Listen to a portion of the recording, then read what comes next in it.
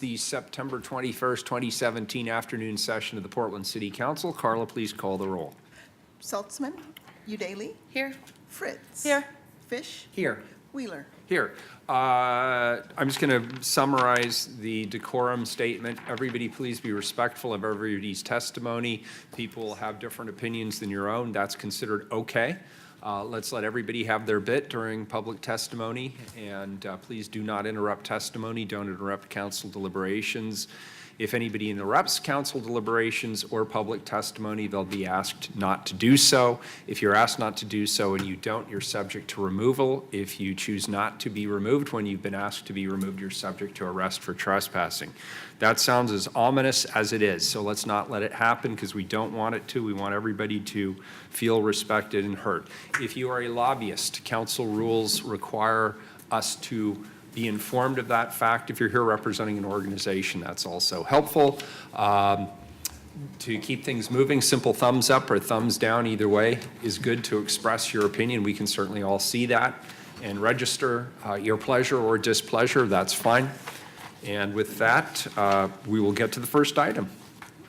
Item 1044, Chloe? waive certain zoning code standards addressing use, You wanna street say facing something? facades, and timing of demolition review to authorize relocation and placement of the Morris Marks House on property located northwest of the intersection of Southwest Broadway Street and Southwest Grant Street, and maintain historic resource inventory status for the structure. Commissioner Udaly. Thank you, Mayor. The dream of moving the Morris Marks House has been around for over a decade. Portland is fortunate that local developers Karen Carlson and Rick Michelson are committed to historic preservation and have stepped in to spearhead the move. Karen and Rick have experience rehabilitating historic structures and are the perfect team to bring the Morris Marks House back to its former glory and ensure it stays around for another 130 years. Today we have Matt Wickstrom from BDS will be presenting, but before that, I'd like to Good. hand it over to Well, I will just, Commissioner Fish. I will simply say to my friend and colleague, while this matter is technically being brought forward today by the Bureau of Development Services, many city bureaus have been involved, and we all acknowledge the Morris Marks House is a historic house in our community with great history. Since I've joined the council, community members have been trying to find a way to save this historic treasure. The house was built, as the commissioner said, in 1880 and is a rare example of a particular style of architecture in our great city. Today is an important step forward in saving the house, and community members once again are leading the charge. And I'm very pleased to partner today with Commissioner Udaly, the Bureau of Development Services, the Parks Bureau, and others to make this happen. Thank you very much. Commissioner Fritz. Thank you. I want to recognise Rachel Wiggins, who is here, who's done as much as anybody to get the city to do this. This is an effort, both commissioners mentioned this has been going on for years. In my first term, we were starting to work on this, so I feel like when we get to the thank yous, I'm going to have to list all of my staff who ever worked with me to applaud this. For some time, we thought it would belong to the receiving site, belonged to the Parks Bureau, so we also need to acknowledge the great people in the City Attorney's Office, some of which have now retired over the course of this saga, and many community advocates, including Dr. David Cutler, who was one of the first people I became friends with in Portland in 1986, who has been very strong in supporting this move. We do need to say also that Rick Michelson is unable to be with us today, but he sent a letter with his support. So I understand there's a substitute motion? Second? Very good. So in case when people are wondering, we have a substitute motion which is basically some technical changes in wordsmithing, and for legal reasons we need to move it and put it on the table. So Carla, please call the roll unless there's any further questions. Yeah, I'll just clarify, it's a motion for substitute ordinance. Correct. And yes. Udaly, Aye. Fritz. So I'm voting to approve the substitute. As the Mayor said, it's basically technical things. There are also other technical things that don't even need to be in the ordinance, one of the latest being the elm trees along the way, and that there's a moratorium on when you can prune elm trees, but the City Forester has agreed that we're going to be able to prune the elm trees without having to ask council to do so. So I'm happy to put the substitute on the table with that note. Aye. Fish. Aye. Wheeler. Aye. The substitutes ordinance is now on the table. Is Matt here? Okay. There he is, Come the on up. man, the myth, the legend. Yes.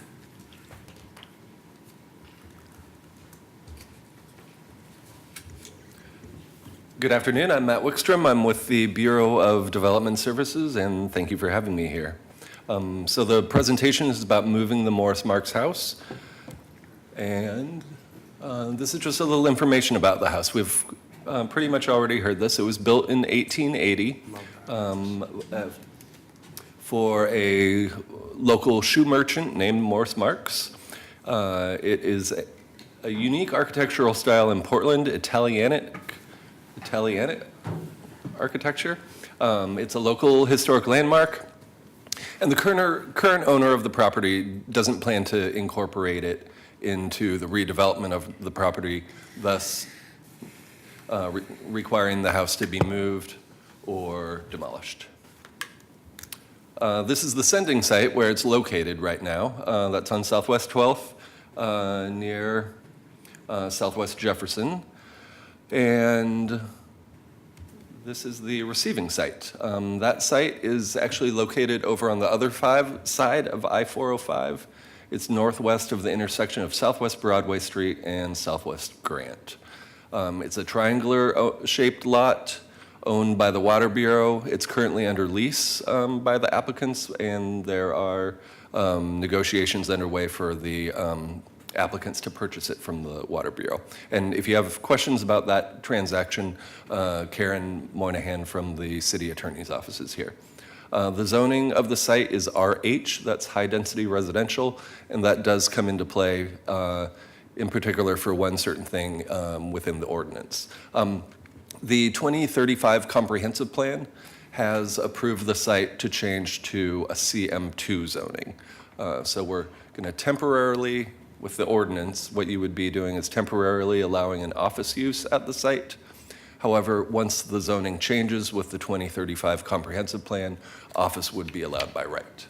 A lot of what this ordinance to me seems to be is the city allowing the cart to be put before the horse, but we're going to let the horses catch up, and in the end, it all should appear as it was approved just through normal procedures.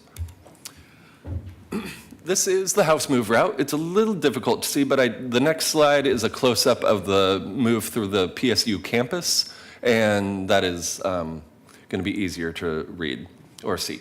So the house is going to move south on Southwest 12th Avenue. It'll move through the PSU campus. It's going to spend the night on a PSU parking lot, and then the next day it'll move south on Southwest Broadway Street, across I-405 on one of the overpasses, and to the site. We should have a marching band go before it or something. Yeah, exactly. Sell tickets along the way. I see Raylene McMillan is here. Are we getting a preferential rate for overnight parking in the lot?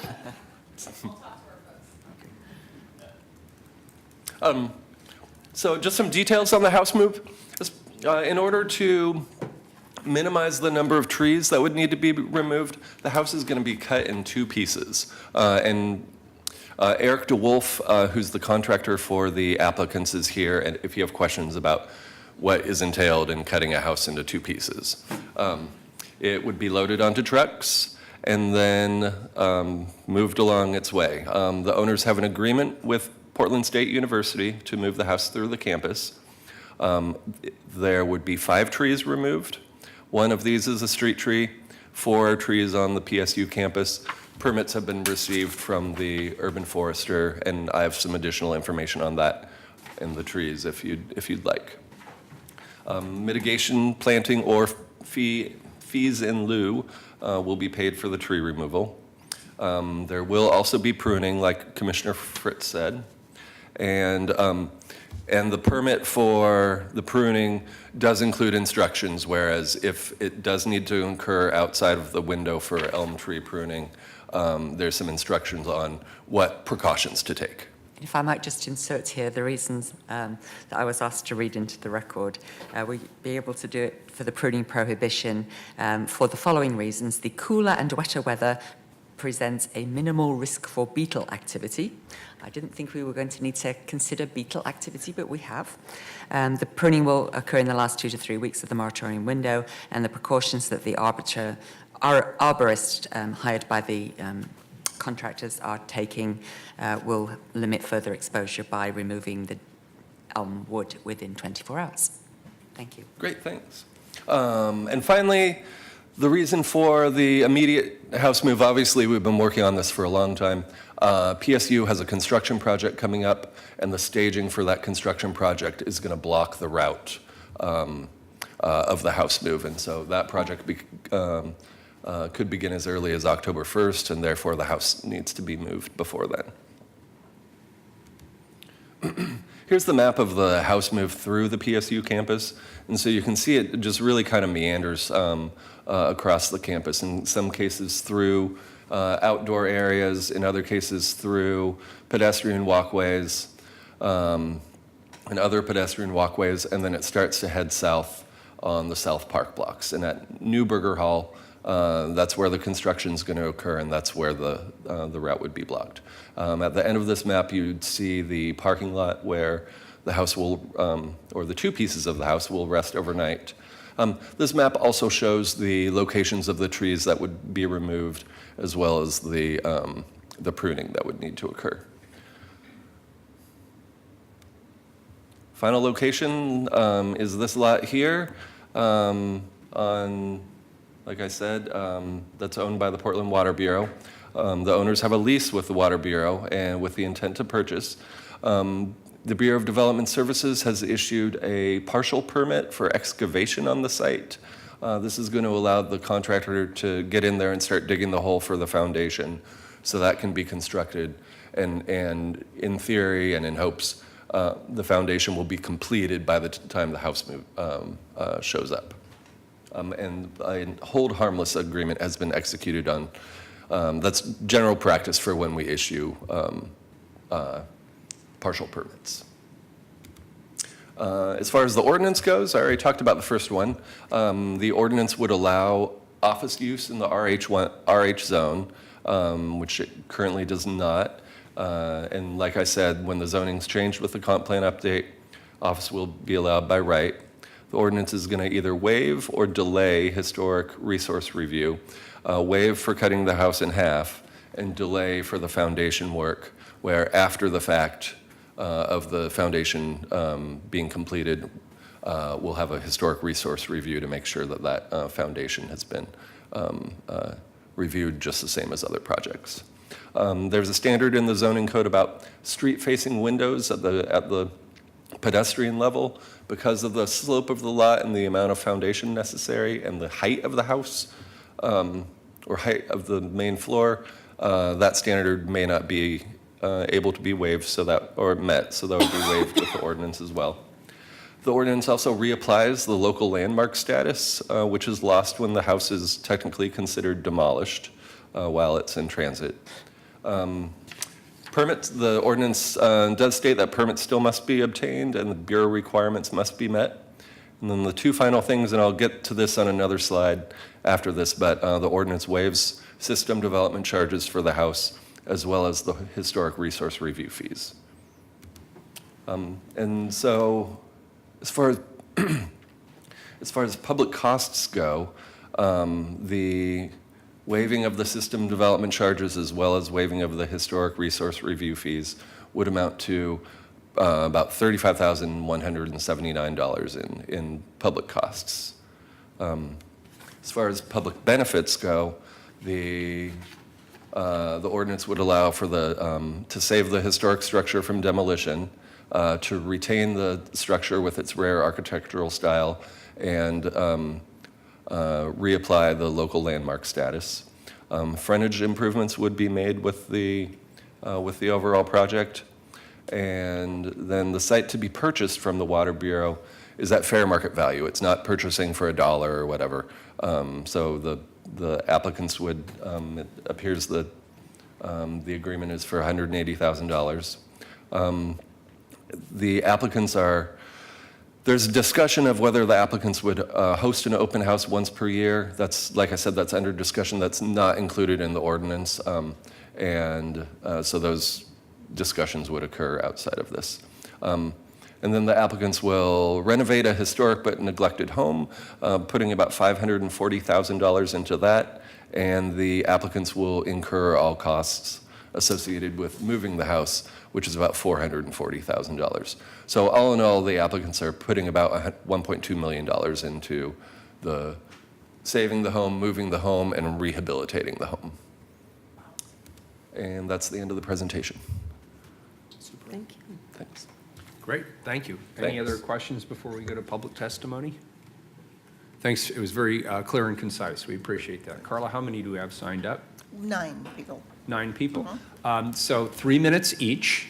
The microphones move around, so move them to your convenience. You'll notice a yellow light that'll go off 30 seconds before your testimony is completed.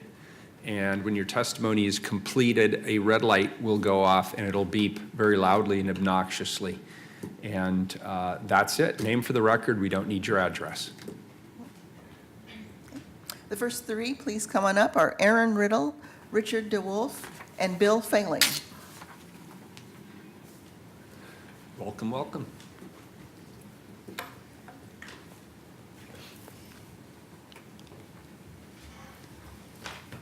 Richard, would you like to start, please?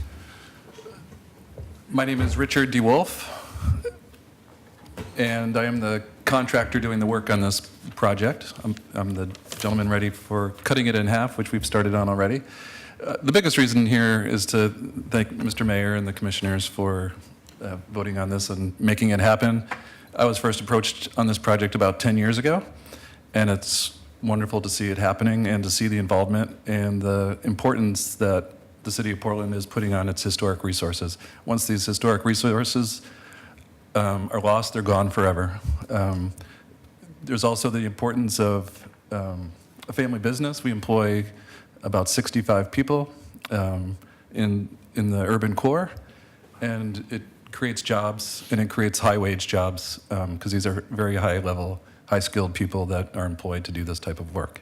So all of that work is done in-house through our staff, and I just want to say, again, thank you very much, and I am here now if you have any questions, and I'll certainly be here afterwards if anybody has any questions about how the process actually works. It's probably more of a curiosity, but... I just have a question. It's not often that we have a hearing where we're told that a historic house is about to be cut into half Yes. and then transported. What is the biggest challenge you face in dividing the house?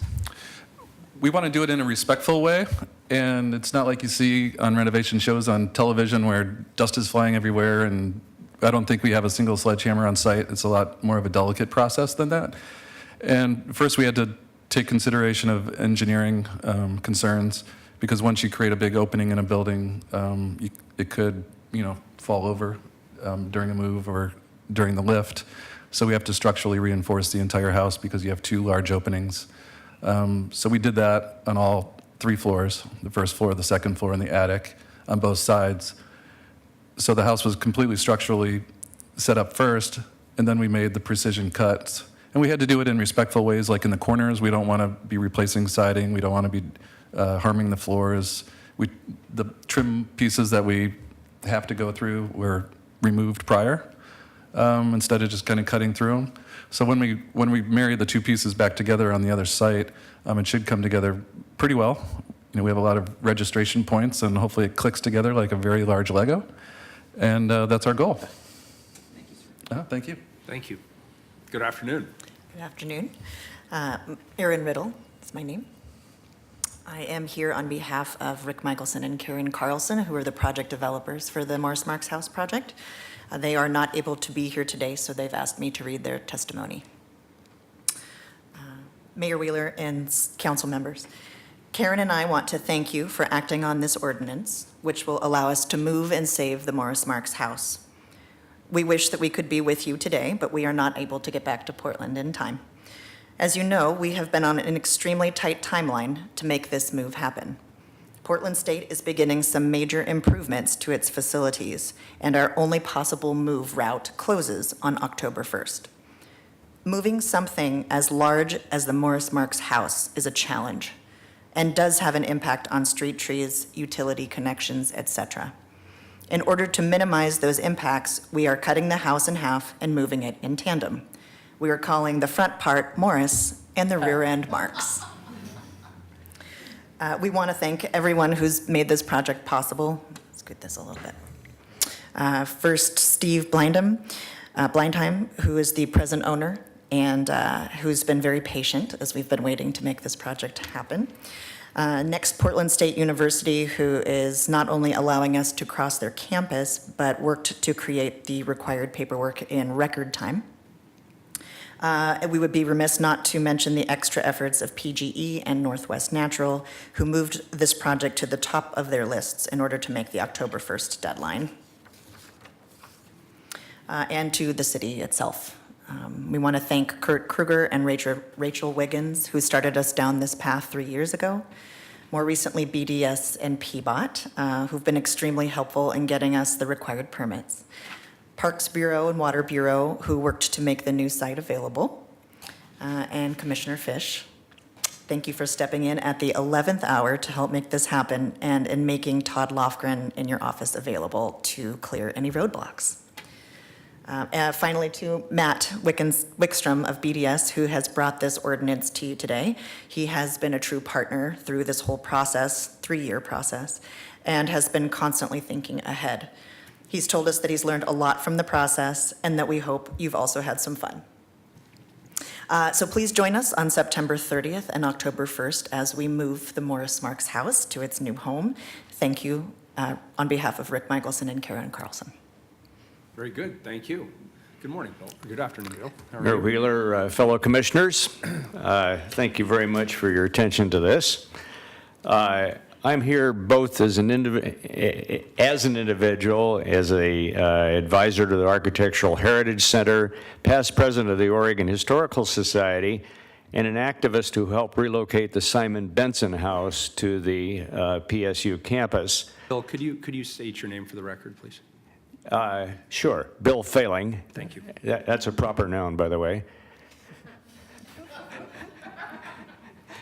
At any rate, all these different organizations, and the Southwest Neighborhood Association, SWIRL, and all of which have a stake in preserving history, and that's history worth preserving. If you look at panoramic photos of Portland in the 1880s, you see a sea of Italianate-style houses everywhere. You look at a panoramic view of Portland today, and you see, if any, none. Almost none, anyway. Through various fits and starts, the incredible patience by its current owners, this Italian icon, one of the city's earliest, has survived until now. Kudos to Rick Michelson and Karen Carlson, who have a history of saving endangered houses, both of architectural value and of community value. Need to be applauded for this effort. Commissioner Fritz, you,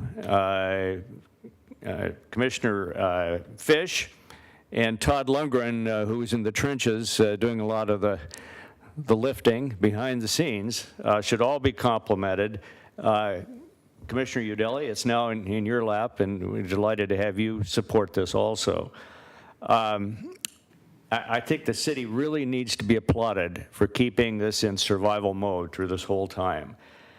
So what we have now is downtown, one of the remaining Italianate houses continues to be located downtown in a very conspicuous spot where it can be enjoyed and appreciated. And again, you're all to be applauded for making this happen. Thank you. Thank you. Thanks, all three of you. Next three, please, Carla. Are Fred Leeson, Rachel Wiggins Emery, and William Hawkins. Good afternoon. Rachel, is this the first time you've testified since You were an esteemed colleague. Yes, this is the first time my testimony's been timed, so apologies if I run a little long. As a former esteemed colleague, you know the rules do not apply to you. So. I do. Mayor, council, thank you so much for bringing this item to council today. My name is Rachel Wiggins Emery, technically a lobbyist, but here as a private citizen and a former city staffer to say thank you. I spent 4 years working in the mayor's office. 2.5 of those years were spent trying to move this house. And of course, like everything, I didn't work alone. So I just wanted to take some time and thank the amazing people who allowed me to nag them for 2.5 years.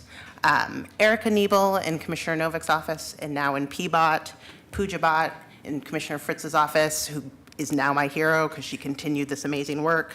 Liam Frost, formerly in your office, Commissioner.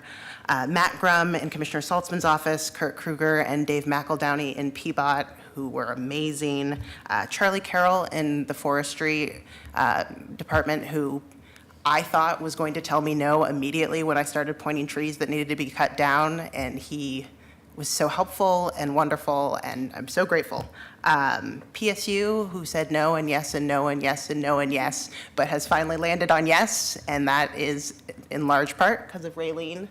And then, obviously, Rick and Karen, who have worked tirelessly on this, who allowed me to give them answers they didn't want to hear and still moved forward. Last and finally, very selfishly, thank you so much to all of you for continuing to move this forward. For me, so much of the job was going to meetings and sending emails and talking about policy, all wonderful intangibles, but nothing that you can point to and say, I spent 4 years doing something. And to be able to walk down the street and look at the Morris Marks house and say, I may not have done a lot, but I moved this house, I will be forever grateful. So thank you, thank you, thank you. I can honestly say it would not have happened without your continued persistence, because there was many times that I think everybody else was ready to give up. So thank you. Thank you so much. Fred Leeson, board member, Architectural Heritage Center. Usually when we come to city council, it's to criticize something. And today it's all hugs and kisses, I guarantee you. This is a huge victory for preservation. It's a huge victory for the city. Thanks to everybody. Just quickly, Rick has put together the perfect team to do this. Special thanks certainly to all the city bureaus, to PSU. Think about Steve Blindheim, who has sat on this property for 12 years. He could have smashed this thing into kindling wood at any time, and he refused to do that. So we're deeply appreciative to him. It's a huge victory. Thanks so much. Thank you, sir.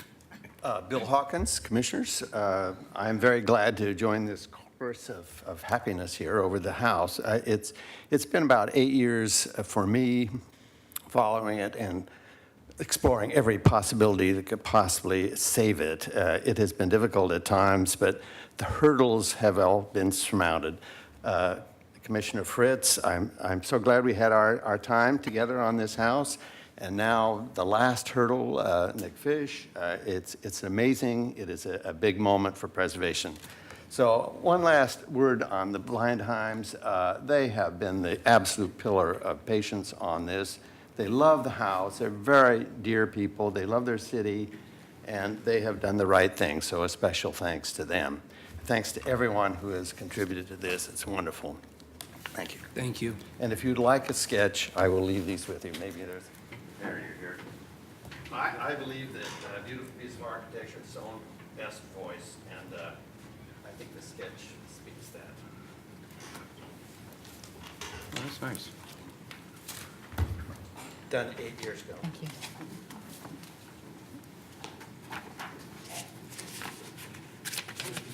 Let me call the next Yeah, next three, sorry. Thank you. Next three are Leslie Hutchinson, Kat Sklar, and Peggy Moretti.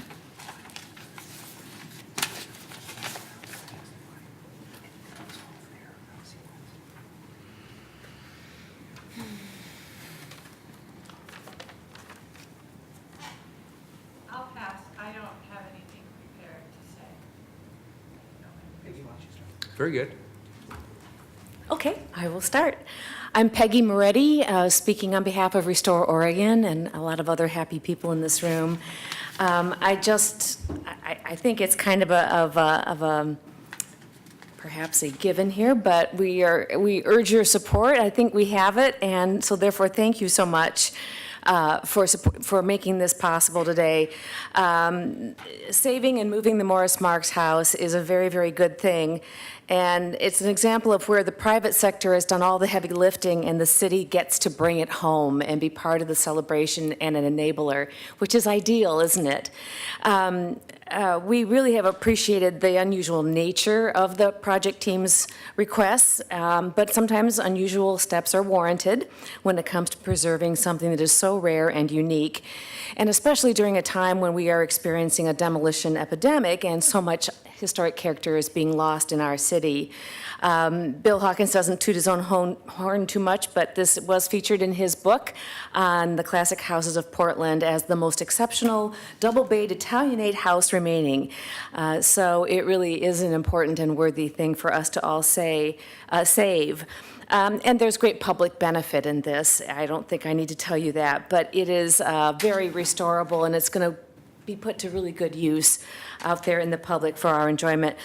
I think it's also worth noting that this is serving as an example, I think, and provides lessons for other similar situations that are probably likely going to come up as there's increased pressure, demolition pressure on important historic resources. We may, in fact, have to move some more of them down the road. It's always our last resort, but it's certainly better to reuse it in a different location than to lose it altogether. So what we are learning from this process and the hurdles that have been brought down within the city and the way the departments are cooperating, I think is a really important model for those potential future situations. So thank you, all of you and the city commissioners. We're very grateful that this is happening. Thank you for your testimony. Hi, I'm Kat Sklar. I first wanted to say I'm delighted that the house is being preserved. I moved downtown in 2005 as a PSU student, lived 2 blocks from the house, and every time I walked by it with my now husband, I hoped that someone would rescue it. Which is to say, now I live across the street from the future site. And I wanted to bring to your attention a couple of logistical hurdles and make a couple of requests for consideration as the permit process happens. I don't think anyone mentioned it, but there's a set of 5 row houses also going in at the corner of Broadway and Grant Street. And there's currently like 5 Zone F parking spots that are not reserved by that construction. So I'm hoping y'all have worked out the parking considerations, because there's the side of the street adjacent to the site is already full of trucks every day. So glad you guys are on top of that, hopefully. Second, the residents of Grant Street have already had their power, water, and gas cut off once this year, each accidentally in the course of this construction, and I'd hope that that doesn't continue. That we try to be good sports, and I think that that street is full of old houses, and including the building that I live in, and we are absolutely fans of the restoration, but we also need to be able to, our access to actually get into our building was also blocked for a week, so please be considerate. And finally, that area is Zone F. It gets patrolled about once every 3 weeks. And with the change to office use, I'm sure that people will want to be able to visit those offices, and I would recommend an increase in parking patrol to make sure that we're not seeing people without permits leaving their cars there, which we currently do. Thank you. Thank you. you very much. Appreciate it. That's all who signed up. Very good. Colleagues, anything else? Happy day. I move to vote. Please call the roll. Udaly? Well, as we've heard, this house move has required a great deal of inter-bureau and interagency collaboration, so I just want to acknowledge the following bureaus: Bureau of Development Services, the Water Bureau, Urban Forestry, the Bureau of Planning and Sustainability, the Portland Bureau of Transportation, the Bureau of Environmental Services, the City Attorney Office, as well as PGE, ODOT, and of course, Portland State University, and who have been critical in this effort by allowing the house to move through the campus, so thank you for that.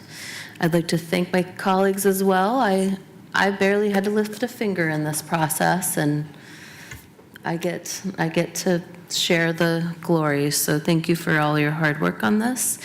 And of course, the owners, current owners, the Blindheims and Karen Carlson, and Rick Michelson for hanging on to this dream and bringing it to fruition. Aye. Fritz.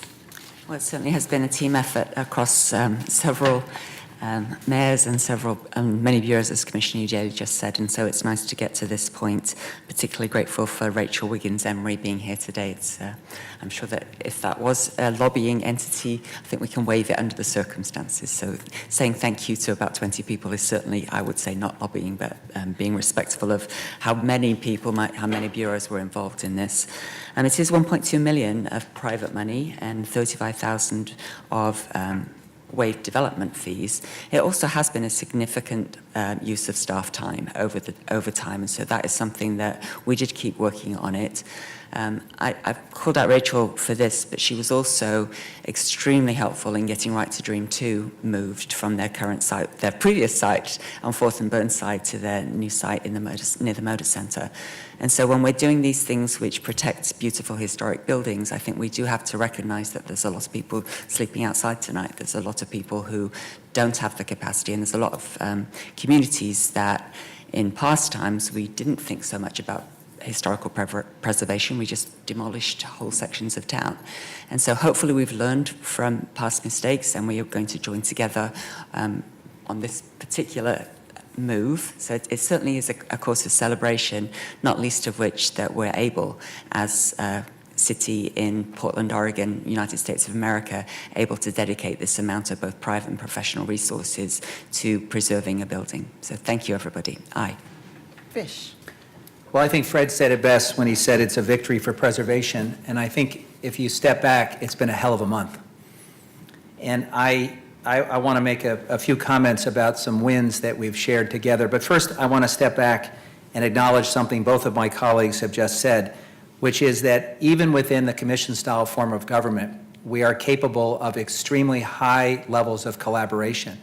And I would actually argue that it's not in spite of, it's actually because of. And the question is not the form of government, the question is the leadership of the various entities and the willingness to come together and solve a problem. So I'm extremely proud to be on this team with Commissioners Fritz and Udeli and to be here on the day that we bring this home. I also want to acknowledge something Commissioner Fritz said, and it was also alluded to in the testimony, which is the role of the council to support citizens who are doing good work. What I think makes this whole enterprise so powerful is it was a group of citizens who said, we're going to save this building, we're going to raise the money, we're going to do a lot of the work. And they just said to the city, help us make this happen.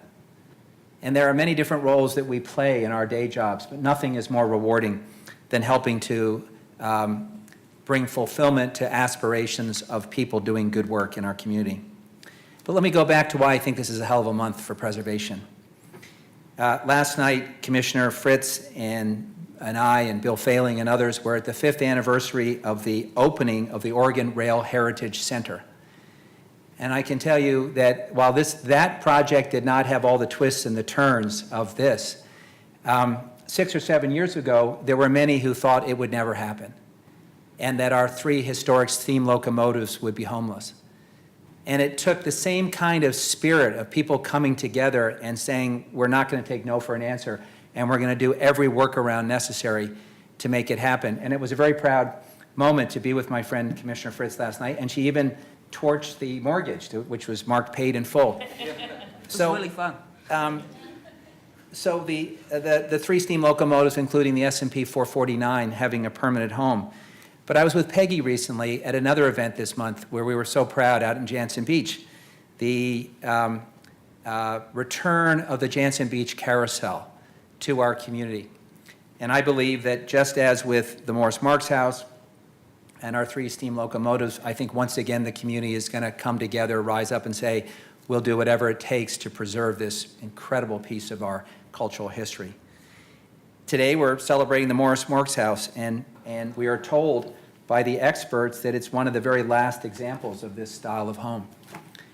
And you know, without getting my violin section out, what we begin to think about is how far are we going to allow cultural vandalism to drift? how much of our culture are we going to allow to be lost, our history? And by contrast, how wonderful it is that we can have people step forward and save something that is such a priceless part of our heritage. And imagine, my friends, if we took the same attitude and we once and for all came up with a way to save the Veterans Memorial Coliseum and put it on a strong footing for generations to come. There has already been a reference to the honor roll of city employees and community members who have brought this day forward, and I won't repeat all their names other than to say thank you. I do want to just say that it is a privilege to work on this council with colleagues who work so collaboratively. I'm pleased that the Bureau of Development Services, Parks, and the Water Bureau were called out, and our friends at Portland State. I'd be remiss if I didn't mention Karen Moynihan, who's here from the legal department, because so many of the challenges that we face actually have a legal root, and Karen is the master at keeping us out of harm's way. So thank you to the city attorney's office. And finally, and of course, the shout out to PGE and Northwest Natural, and those were some of the hardest last-minute pieces of this negotiation. And finally, I want to thank Todd Lofgren on my team. Commissioner Fritz, for a period of time, wasn't talking to me because I stole him from the Parks Bureau. But what I had appreciated when I had the honor of being in charge of Parks is that Todd has, like Rachel and like many of the people here today who have worked so hard on this, Todd has a nose for closing. And Todd is focused on getting to the finish line. And ultimately, why are we here? Why are we all here, either in these jobs or in the roles that you play, if we're not here to support good deeds and to make our city better? So I'm very proud today to join my colleagues in voting aye. Wheeler? Well, we have a unique form of government here, and it requires that sometimes you lead and sometimes you get out of the way. And this is a really unique opportunity for me because I'm really here almost as a spectator. I had absolutely nothing to do with this because the crossover with my bureaus on this particular project are exactly zero. That being said, I'm sure the police bureau will be there to help navigate traffic on the streets when we have a house moving through the street. So maybe there's still an opportunity. But I also am struck by the fact that this is the first item, I believe, that's come before the city council in my 9 months here where the testimony was unanimously in support. And so I'm trying to figure out, Commissioner Fish, what the lesson is I should draw from this, that A, I had nothing to do with it, and B, there's been no opposition to it. So there's something there. There's a kernel of something there, and I'll go home and consider it further. But in all seriousness, I love this house. And I've always thought it was sort of an interesting non sequitur. It really, truly is one of the most beautiful houses in the city. And over the years, you know, it seems like it's just been dwarfed by the development around it. And I always wondered, what's going to happen to that? And as, I'm not speaking as mayor, I'm just speaking as a guy who lives here. I'm really thrilled to see people coming together on the city council, people from the community, preservationist, neighborhood folks, people who just think as I do it's a really beautiful house and it would be a shame to let it go. To come together and help bring it to fruition. And then because I'm reducing my intake of caffeine and sugar and alcohol, my mind tends to have funny thoughts. And I had this funny thought as we were sitting here discussing this.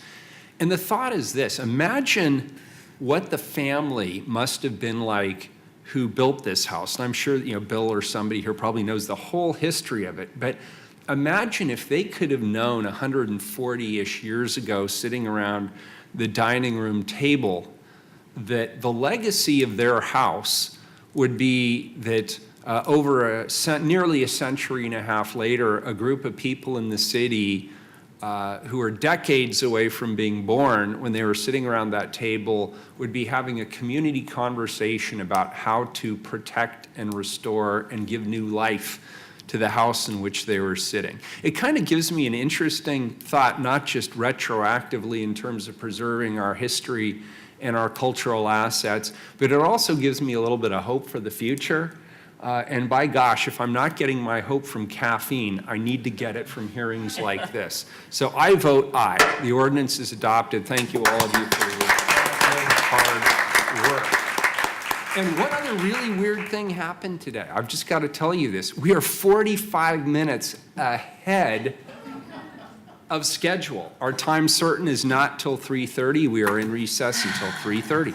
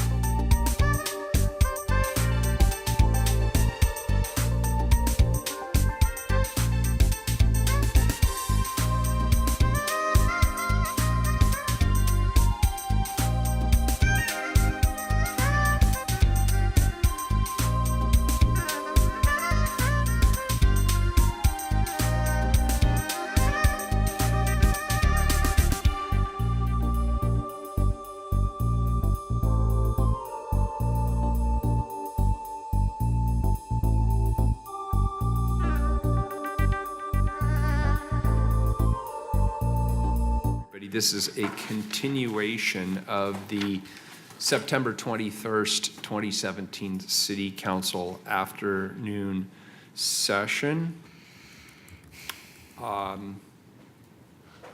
With regard to decorum, I just want to remind everybody about council rules. When people testify, let's all be respectful of everybody, whether you agree with them or not. And that's it. If you could please read the first item. I'm sorry, the first two items. Thanks. Item 1045, consider the proposal of Sarah Radlett of Strata Land Use Planning and the recommendation from the hearings officer for approval to change the comprehensive plan map designation from low-density multi-dwelling to neighborhood commercial and the zoning map designation from residential 2000 to neighborhood commercial 1 for property at 5901 Southeast Belmont Street, LU 16-292724 CPZC. And 1046, amend the comprehensive plan map designation and amend the zoning map for property at 5901 Southeast Belmont Street at the request of Sarah Radlett, Strata Land Use Planning, LU 16-292724 CPZC. Awesome. All right, first, the city attorney is going to make some announcement about today's hearing. Yes, so forgive me, it's long. This is an evidentiary hearing. This means that you may submit new evidence to the council in support of your arguments. For council consideration of a hearings officer's recommendation on a comprehensive plan map amendment, testimony will be heard as follows. We begin with a staff report by BDS staff. Following the staff report, City Council will hear from interested persons in the following order. The applicant will go first and will have 15 minutes to address the council. After the applicant, the council will hear from individuals or organizations who support the applicant's proposal, and each person will have 3 minutes to speak. Next, council will hear from persons or organizations who oppose the applicant's proposal, and again, each person will have 3 minutes to speak. If there was testimony in opposition to the applicant's proposal, the applicant will have 5 additional minutes to rebut the testimony given in opposition to the proposal. The council may then close the hearing and deliberate. This is a non-emergency ordinance. As a non-emergency ordinance, it will pass to a second reading. The council may then make a recommendation, make amendments to the ordinance and findings, or direct staff to return with amendments. I'd like to announce several guidelines for those who will be addressing the city council today. For submitting evidence into the record, any letters or documents you wish to become part of the record should be given to the council clerk after you testify. Similarly, the original or a copy of any slides, photographs, drawings, maps, videos, or other items you show to the council during your testimony should be given to the council clerk to make sure they become part of the record. Testimony must be directed at the approval criteria. Any testimony, arguments, or evidence you present must be directed toward the applicable approval criteria for this land use review or other criteria in the city's comprehensive plan or zoning code that you believe apply to the decision. The BDS staff will identify the applicable approval criteria as part of their staff report to the council. Issues must be raised with specificity. You must raise an issue clearly enough to give the council and the parties an opportunity to respond to the issue. If you don't, you will be precluded from appealing the issue to the Land Use Board of Appeals based on that issue. And finally, applicants must identify constitutional challenges to the conditions of approval. If an applicant fails to raise constitutional or other issues relating to the proposed conditions of approval,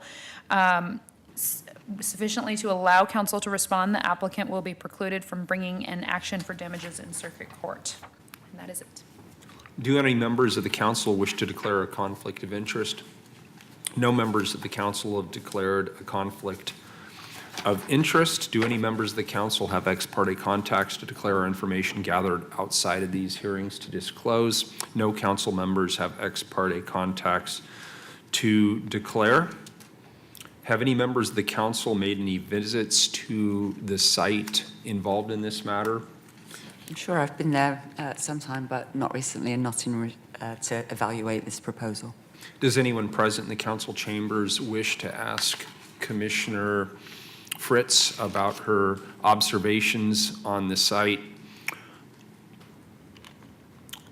Seeing none, do any council members have any other matters that need to be discussed before we begin the hearing?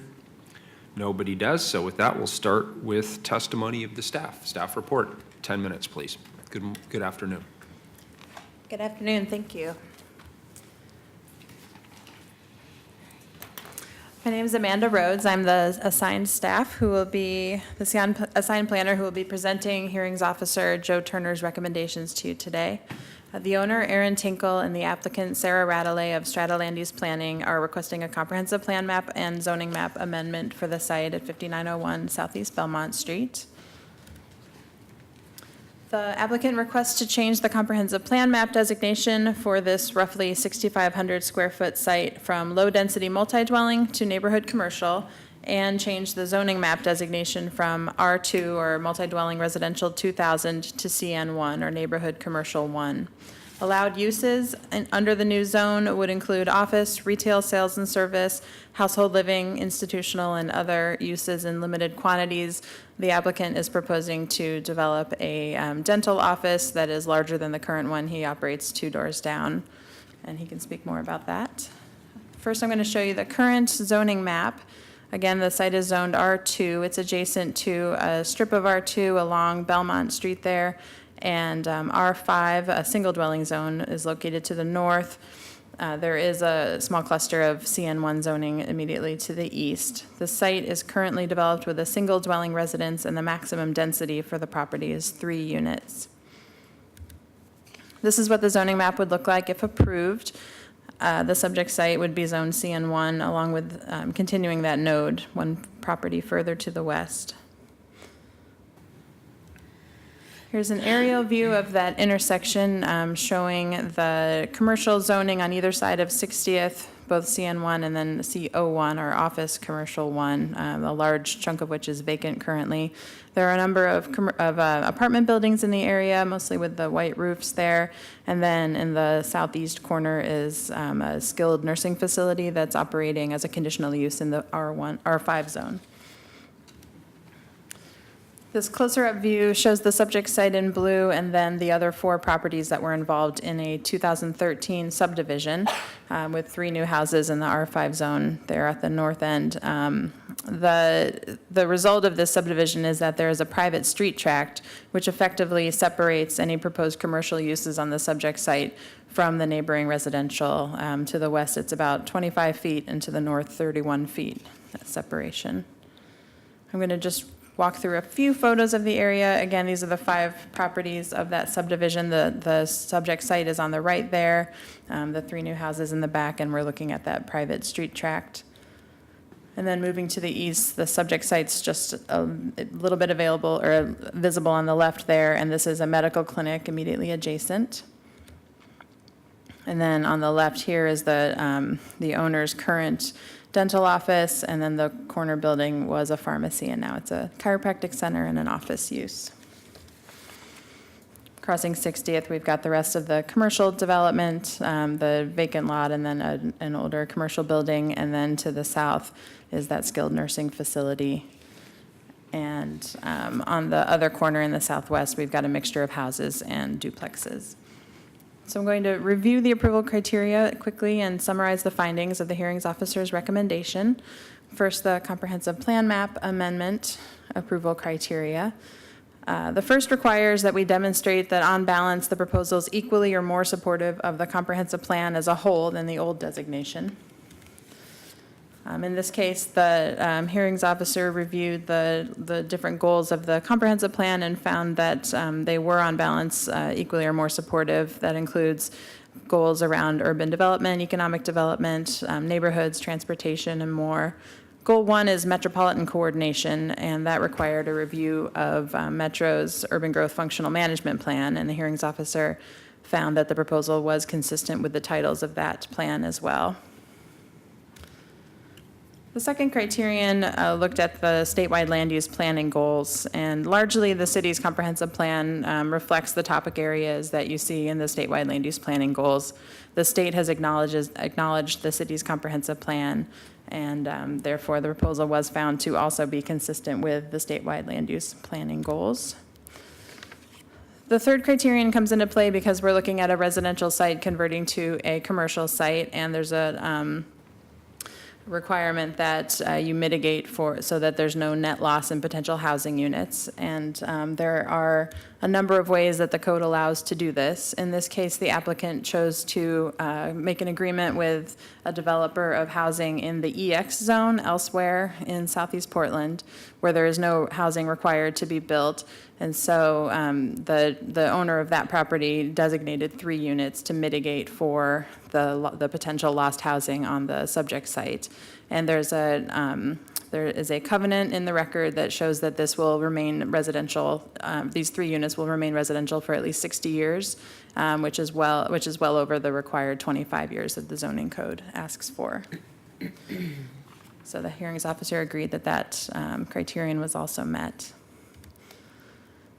Moving to the zoning map amendment criteria, the first one looks at the comprehensive plan map designation and any other corresponding zones that could also be applied to the site. And in this case, we've got 2. We've got CN1 and we've got CN2, both of which are relatively low-intensity commercial zones, both designated for small sites and designed to be compatible in scale with surrounding residential development. The CN2 zone is designed more for more auto-oriented locations in less dense or developing residential neighborhoods. Because this area is more of a streetcar kind of suburb design and has good access to transit, apartment buildings, a little bit denser development, the CN1 zone was found to be the most appropriate out of the 2. And then the second approval criterion is around adequate public services and whether our public services could accommodate the development potential on the site with the change. And those public services are everything from police and fire protection, water supply and capacity, stormwater and sanitary systems, and the transportation system. And all the bureaus reported that, yes, they could handle with the current public services, they could accommodate the limited development that would be allowed on this small site with the new zoning. We received no written responses to the public notice and no testimony at the hearing with the hearings officer, aside from the applicant. The applicant did include a letter of support from the Mount Tabor Neighborhood Association, which went in depth talking about how residential density in the area is increasing, but they're not seeing a corresponding increase in the number of commercial properties. They really value having commercial services provided locally in these little commercial nodes, and therefore they support the zone change of this property. So the hearings officer recommendation was approval of both the comprehensive plan map amendment and the zoning map amendment with no conditions. Very I'm happy good. to take your questions. Any questions? Very good. The applicant, you have up to 15 minutes should you choose to use it.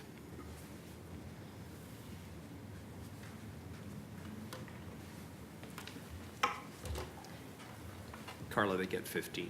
Sorry. Thank you. Sarah Radley, Strata Land Use Planning. We are in support of the hearings officer's recommendation of approval for this project, and I just wanted to turn it over to the property owner to talk a little bit about his history in the neighborhood and his experiences going to the neighborhood association. Very good. So my name is Dr. Aaron Tinkle, and in 2009, I bought a dental office from Dr. James Rademacher, and he was a second-generation dentist in that office. It's been an office at 5935 Southeast Belmont, so 2 doors to the east. It's been a dental office since 1950, and I've had the privilege of being a member of the neighborhood and having their full support, and we've grown 700% in 7 years, which is awesome. So I have an enviable problem of having a lot of patients who need me and not enough space to serve them. And so I started looking for commercial properties in that neighborhood because I think it's a very special neighborhood. I think that's part of the success, and my style and attitude towards healthcare in the neighborhood tends to gel well. I'm a sponsor of all the schools. I mean, that's my marketing and advertising. It tends to work pretty well.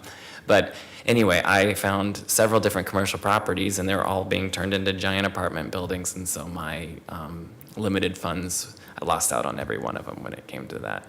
So I saw a post in the ground at this site, 5901, and before the sign was up, I was like, I've got to have that because I thought this could be a potential. I then hired a a land use attorney to look into, is this even possible to change the zoning? He gave me about a 25% chance. And I said, oh, I've had well worse chances in my life. So I'm definitely an optimist. So I went to a neighborhood association meeting before I actually signed on the dotted line and said, is this something you guys would support so I can, treat more of you? And they thought it was a great idea. They were actually flattered that I'd even come and ask, because if I'm good, the last thing I want to do is upset a portion of the neighborhood, because that's my business. So through 3 and actually I think it's 4 meetings, they ended up signing the letter of support. And in fact, I went door to door on the neighbors who are adjacent to it, and all of them didn't have any questions or concerns. 2 of them are very big supporters of mine, pretty excited about it.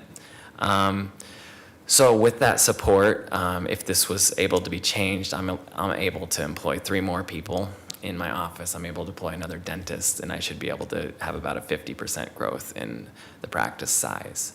Any of the issues haven't been brought up, and I'm just really excited if it does work out. Thank you. Thanks. Appreciate it. Yeah, I hope a lot of other people are watching and know that that's how you build community support, is both by being a good community member and also to go to the folks who are most affected to ask for their support. So thank you for doing that. Thank you. Thank you. Excellent. So we'll hear now, if that concludes your remarks, we'll hear now from supporters of the applicants, 3 minutes each. No one else signed up. Very good. Opponents of the applicants, 3 minutes each. No one signed up on that list either. And therefore, there is no need for a rebuttal by the applicant. Council discussion. Sounds like a great project. Very good. I'm surprised though that the attorney said only 25%. It seems kind of like a no-brainer yes. So that's also something that people should maybe check with development services rather than an attorney. Very good. Sorry, the city attorney's like, oh no. It wasn't advice I was giving, so that's fine. Okay, very good. Then I would move that we close the record. Second. Good. All in favor, or please call the roll. So, and this is a non-emergency, so it'll be a tentative vote, and then they'll come back and adopt findings. Very good. Yeah. Can I get a motion to close? We have a motion to close the record. It's a motion to approve the hearings officer's I'll take that. recommendation. Very good. Okay, good. And we have a second for that, Commissioner Udaly? Yes, I'll second We have a that. motion from Commissioner Fritz, a second from Commissioner Udaly to accept the hearings officer recommendation. This is a tentative vote. Please call the roll. Udaly? Aye. Fritz? I wish they were all this pleasant, and good luck to a new business. Aye. Wheeler? Aye. The hearings officer's recommendation is upheld. The final vote for this will be when? So there are actually, because there are 2 pieces, and this is just strange about comp plan amendments, so what you just voted on was accepting the hearings officer's recommendation, and now you need to vote on item 1046 to 1046, very amend the good. comp plan. Please call the roll. Vote on 1046. Even though it's a non-emergency, we, It'll be the same thing, a tentative vote, and then Tentative they vote. can come Got back it. together with a date and time certain to vote on. Udaly? Aye. Fritz? Well, thanks to Amanda Rhodes and the BDS team for your usual good work. Aye. Wheeler? Aye. The amendment to the comprehensive plan map is tentatively approved, so we'll come back when for the final vote? Do we need a time certain? Yes, but it can just be 5 minutes. It doesn't have to be a long agenda item. I've got 10:50 a.m. on the 27th. 10:50 a.m. on the 27th of September. So the final vote on this hearing will be at 10:50 a.m., time certain on September 27th. We are adjourned. Thank you. Wish they were all that simple. I know. Tell me